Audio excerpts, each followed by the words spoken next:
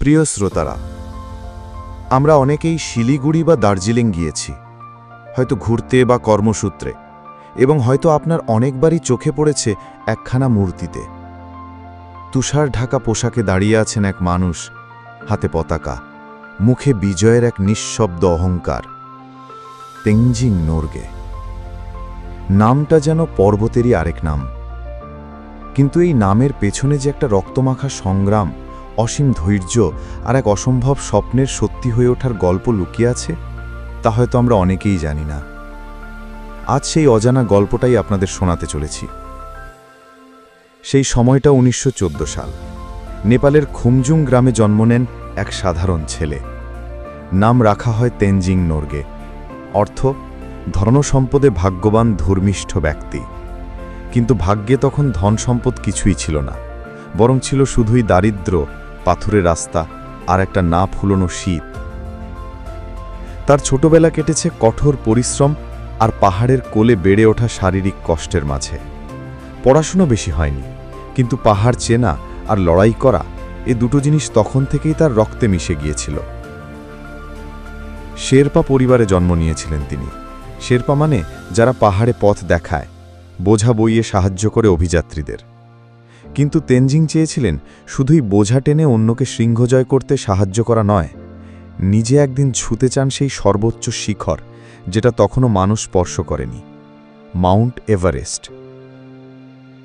এবং তারপর এলো 1953 সাল। নিউজিল্যান্ডের এক পর্বতারোহী এডমন্ড হিলারির সঙ্গে একসঙ্গে শুরু হয় যাত্রা। ব্রিটিশ অভিযান। তারিখ 29 মে, সকাল 11:30। তেনজিং নোরগে এবং এডমন্ড হিলারি, এই দুই মানুষ পৃথিবীর ইতিহাসে প্রথমবারের মতো পৌঁছে যান মাউন্ট এভারেস্টের শীর্ষে। সেই মুহূর্তে কি অনুভব করেছিলেন তেনজিং? তিনি বলেন, আমি শ্রেত খুশি ছিলাম, কারণ আমি জীবিত ছিলাম। কোনো অহংকার নেই, কোনো হইচই নেই, শুধু নিঃশব্দে এক অসম্ভব স্বপ্ন পূরণ। তেনজিংয়ের অবদান কি শুধু এভারেস্ট জয়ই শেষ?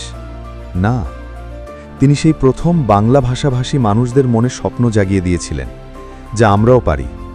তিনি পরবর্তীতে দার্জিলিংয়ে গড়ে তোলেন হিমালয়ান মাউন্টেনিয়ারিং ইনস্টিটিউট।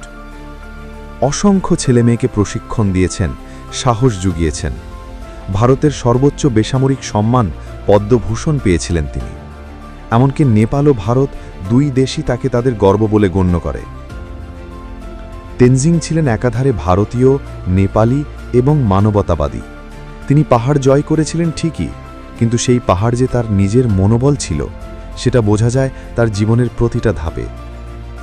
আজ যখন আমরা তার মূর্তির সামনে দাঁড়াই, তখন কেবল একটি প্রশ্ন করি নিজেকে, এই মানুষটা কিভাবে এতটা দৃঢ় থাকতে পেরেছিল, যখন চারপাশে ছিল শুধুই বরফ, মৃত্যু আর নিঃসঙ্গতা? উত্তর একটাই, স্বপ্ন। যে স্বপ্ন কখনো ভাঙেনি, পিছু হয়নি। আমি সব্যসাচী, আর আপনারা শুনছিলেন দ্য বেঙ্গল ডায়েরি, যার প্রতিটি পাতায় বাংলার গল্প। আবার ফিরব বাংলার এমনই এক গল্প নিয়ে।